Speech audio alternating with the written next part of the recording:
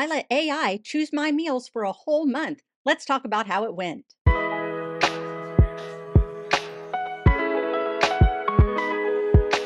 Hello, fellow geeks, and welcome back to Running Geek Girl. My name is Heather, and I am glad you're here today. So, I took on another one of my 30-day challenges. There's a playlist up here and down in the description if you've missed some of my previous challenges. But for this 30 days, I decided I was going to let AI choose my meals. I've talked a whole lot about how I need to get my nutrition back on track. And so I thought, what better way than to have a computer decide what is going to be beneficial for me? So I went into ChatGPT and gave it some information about me, told it to come up with a meal plan, and it came back with a nutrition plan for someone who was training for a half marathon in order to make sure that I was getting the right amount of nutrients in for training and for recovery. It gave me breakfast, lunch, and dinner, plus snacks for Monday through Friday. So let's talk about some of the stipulations that I had set up. Monday through Friday, I would eat only what the AI told me that I could eat. The only exception was during the entire month, I had a lot of social obligations. And so during those social obligations, obviously I could not eat what the AI told me to eat, but I did everything in my power to follow the type of formula that I noticed the AI had been setting up for that type of meal. Second, the AI did not choose anything for me on the weekends. That's because my weekends tend to be a little bit crazy with long runs and more social obligations. And so I left that up to having a quote unquote cheat day, but not really, in which I would eat as close to healthy as I possibly could, and then allow myself one fun meal since I was going out for some fun obligations with family, going to wedding receptions and things like that. So I would allow myself a little bit of freedom on those days. And number three, I would take what the AI had given me and I would set it up as a meal plan so that I could plan out my groceries, make one grocery run per week, and go ahead and fix some of the things at the beginning of the week. But for the most part, I would be making everything right then for that meal, as opposed to cooking everything at the start and then just warming it up in the microwave,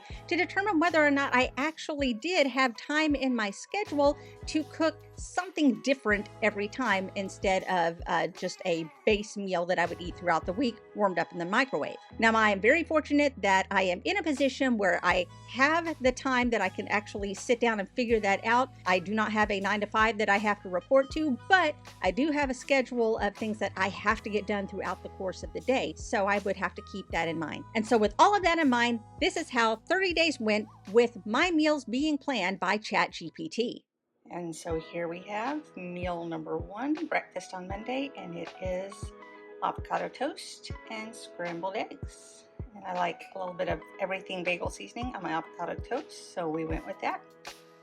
So that's one meal down. Day one, meal two right here, a quinoa salad with mixed vegetables, chickpeas, and grilled chicken. So we are cooking the quinoa right now. I'm cooking a double portion because I'm only going to use half of it today and the other half for another recipe later this week. I'm going to be cooking some chicken breast strips. These are pre-cooked. This is probably not the greatest, but this is going to save me some time and it's not terrible for me. I've got some vegetables cut up. Found out that I had some shredded cabbage and carrots, so I'm going to use those. The leftover avocado from this morning, cut up some peppers, and then finally some chickpeas. And again, that's more than I need, but I'm going to be saving some for later in the week. So let's put all this together and see what happens.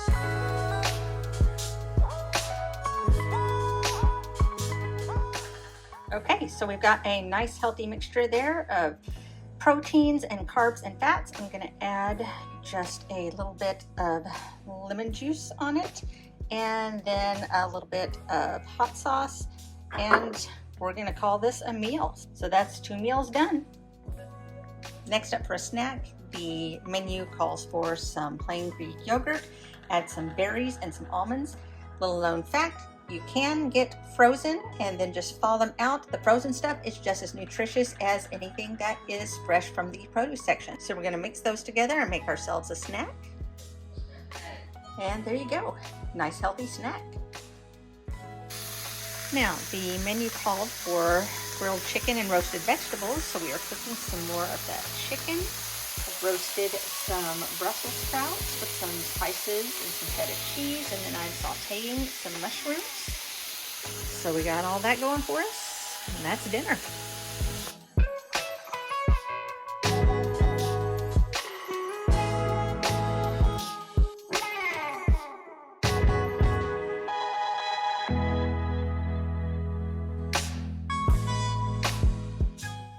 Sometimes it's as simple as a bowl of lentil soup and some whole wheat toast, which I never really would have put it together for myself, but here we are.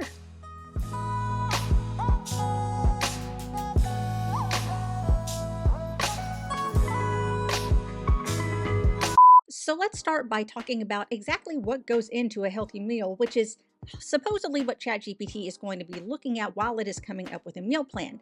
Now, if you look at information from pretty much any government agency, any nutritionist, they're going to tell you that a healthy eating plan is going to emphasize vegetables, fruits, whole grains, and dairy products. It's going to include lean meats, poultry, fish, beans, eggs, nuts. It'll limit your saturated and trans fats and your added sugars, and it's going to control your portion sizes. That's going to vary from person to person, and it doesn't really give you a whole lot of information about how much you need in each meal. So at this point, I'm going to have a link down in the description below to an article from nerdfitness.com. They were super instrumental in helping get me started on my fitness journey a long time ago. But they have a fantastic article about your best method for portion control, and that is your hand. So you can use your hands as a tool for portion control to give you a good enough strategy that can help your food intake. It's not going to be perfect, but it's going to help you get a general idea of how much you should be eating. So we'll start with the protein. If you look at your hand, one serving of protein should be about 4 ounces uncooked, and that's going to be about the size and thickness of the palm of your hand. Now, typically those who are male are going to need 1 to 2 servings of protein per meal, while those who are female are going to need probably just 1 serving of protein per meal, depending on how much you are trying to repair muscles, add bulk and things like that. But like I said, a good rule of thumb is just remembering the palm of your hand. Next step is going to be your serving size for vegetables. For uncooked, it's going to be about the size of your fist. So that should be roughly 1 cup full of vegetables. That is 1 serving. The reason I'm mentioning protein and vegetables first is because if you're struggling with portion control, these are the 2 most essential things that I feel that you should have on your plate. So if you're not into meal planning or anything like that, at least have 1 meal per day that has a good source of protein and some vegetables. Next up are your carbs. Now, if you're looking at carbs, you're looking at ½ a cup of uncooked or 1 cup of cooked. So that is essentially uncooked would be 1 cupped hand, cooked would be 2 cupped hands. And then you also want to include healthy fats in your diet as well. A serving of fat is roughly the size of your thumb. Healthy fats are usually found in things like avocados, nuts, olive oil, peanut butter. And when it's coming to portion control, then you need to pay close attention to how many carbs and fats that you are taking in, because this is where people have a tendency to overdo it. It does not mean that you have to ditch both of those food groups either. You just need to make sure that you are controlling how much of those go into your body. So again, a link to that article is going to be down in the description. I highly recommend reading that. It gives you a lot of great information. And now back to our video. So today it calls for some pancakes. And so what I did is I got box mix just to save myself a little bit of time, not having to make anything from scratch. And I got the Kodiak pancakes, which have extra protein in them. And since it's a box mix, I'm using a hack that I learned on a YouTube short and to make them fluffier, and it's actually working, so I'm super happy with that.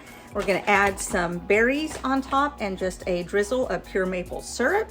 So this is looking good. Let's see how we do. And there we go. Probably the fluffiest pancakes I have ever made. I'm happy with that. And again, this is a breakfast I probably wouldn't have stopped to put together for myself, but AI suggested it, so here we are.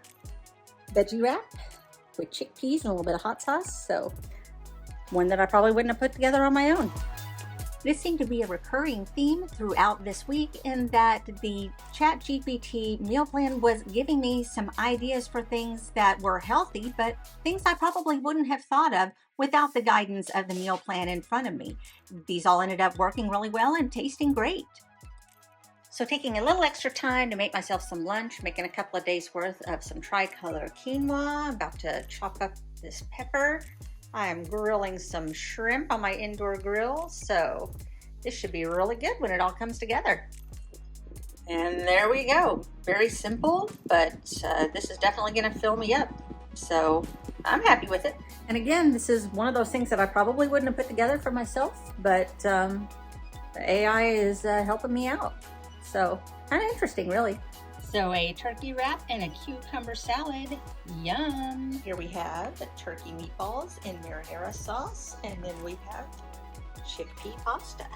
So now let's talk a little bit about whether ChatGPT can actually be used by just the everyday runner to create a meal plan. Now, looking at some information from other dietitians and people who are very well versed in nutrition and information like that, there are some pluses and some minuses. Of course, the biggest plus is that it's going to be convenient. It can make a meal plan, even a customized one that accounts for dietary preferences, your caloric needs, your age or gender. And in fact, most of the time, ChatGPT is going to ask for this information when you prompt it to make a meal plan. So it is very easy to use, and you can customize it for you specifically. There are some drawbacks though, and of course, one of the biggest ones is that there is a lack of variety. Once ChatGPT locks on to what it feels is the correct answer for how to plan a meal for you, it just sticks with that and doesn't branch out and give you several different options. So a lot of times if you ask it for healthy snacks, it'll just give you apple, orange, non-fat yogurt, and nothing else. It won't give you other snack ideas. Plus, if you look at a lot of the dinner options that it gives you, a lot of times it's just a lean protein, a roasted or steamed vegetable, and a starch, and it doesn't give you any information about how to add seasonings or other flavors. Now, if there are different flavors or cuisines that you enjoy, then you can prompt the AI to include that as well. But for the most part, it's just going to tell you to figure it out. Thankfully, I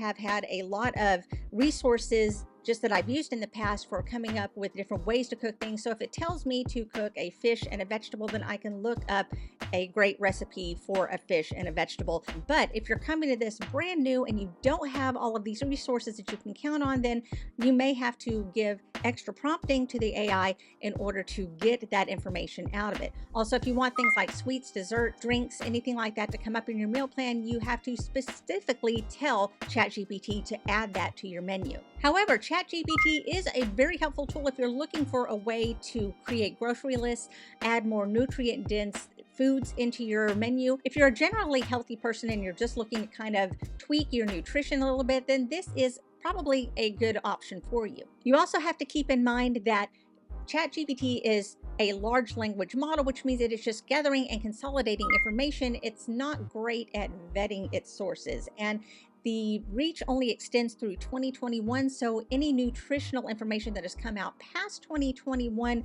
it's not up to speed on that research, and it's not going to include that while it is compiling information for your meals. So as useful as ChatGPT can be in this situation, if it is something that you just need as a jumping off point for coming up with some type of a meal plan, then this is something that you can use. However, it is not going to replace the wisdom and understanding of a trained nutrition professional who is going to work one-on-one with you, knows your actual needs, your body, your level of fitness, and can come up with something that is tailored to you. However, if you are just starting out and you just need a place to get started, then this could be a good option for figuring out how you need to tweak your diet in order to help reach your goals.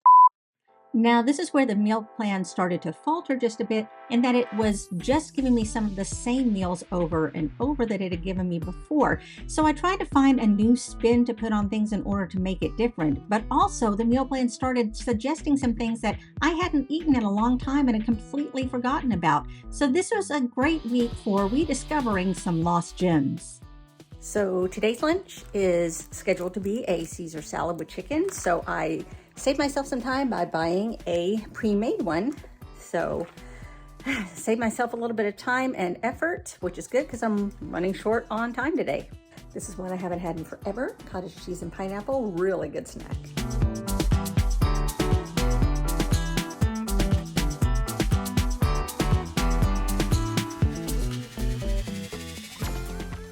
So, pro tip, If you make extra the night before, then you have leftovers for lunch, just like this chicken stir fry, which I love and I'm very excited to eat right now.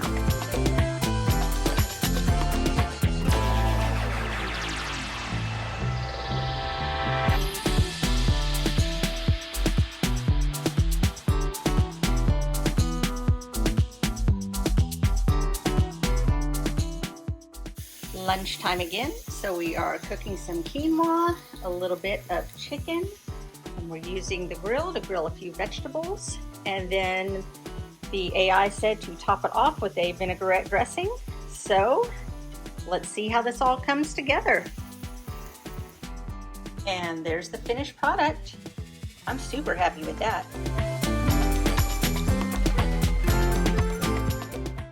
So we're going to make some more lentil soup today. Now, over the course of this, I have tried several different brands and I found that I really like this one. This is a really good one.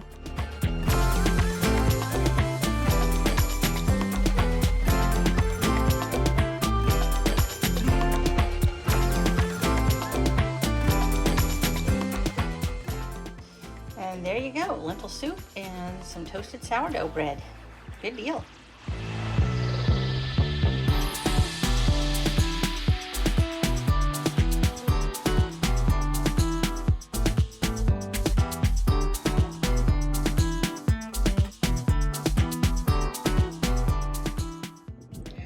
All right, I'm getting the hang of this.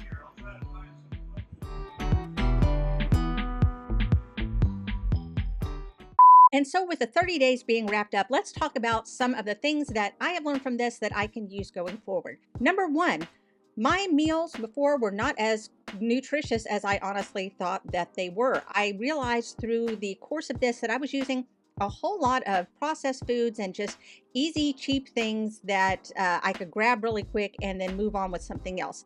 I realize now that I do actually have a couple of extra minutes to make sure that I am getting some quality ingredients in my body, especially if I am training. And I realized that looking at the quality of those ingredients and what I was actually putting into my body did make a difference in how I felt overall. It even made a difference in how I was sleeping, which is a huge deal for me. So this gave me the opportunity to step back, look at the things that I had been putting in my body. I had been telling myself, this is all I have time for, when honestly, I do have time to make sure that I get good stuff into my body. And I found out, second of all, that good stuff does not have to mean extra effort always. Yes, I did have to take maybe a couple of extra minutes of fixing something, but it's not a huge commitment overall when I'm looking at how much time I'm spending on putting together a meal. And there are ways that you saw in here that I was able to do some shortcuts, like buying a pre-made salad or buying pre-cooked chicken and using that. So there's lots of different ways to make shortcuts without sacrificing actual nutritional value. And number three, I realized that in order to pull something like this off, you do have to have more resources in order to kind of pull recipes. So I'm very lucky in that I had some recipe sites that I frequent fairly often that gave me different ideas, because a lot of times you'll see the AI just told me to cook fish and a roasted vegetable. And so I'd have to think about, okay, what vegetables do I feel like eating? What do I feel is going to be more beneficial for me? What's going to pair well with this? So I'm going to put a link down below to a couple of websites that I use for some of my recipes that I follow. But yeah, I found that if you're going to do something like this, then make sure that you have either a pretty good working knowledge of how to cook different types of foods, especially meats and vegetables, or make sure that you have some different resources that you can pull from in order to get recipes for the basic stuff that it's asking you to cook. So there you go. That is my experience of having an AI plan my meals for 30 days. Is this something that you would consider? Is there anything that you've learned from this? Do you have any questions for me? Why don't you let me know down in the comments below? While you're down there in the comments, make sure that you subscribe to the channel. Just click that button. It doesn't cost you a thing, and it keeps you up to date on all the running content and other challenges that I have coming up all the time. You can also follow me on social media. All the links are down in the description. You can find me across all platforms under the name Running Geek Girl. Thanks so much for joining me today. I'm so glad you could be here. Remember to laugh hard, run fast, and be kind. I will see you later.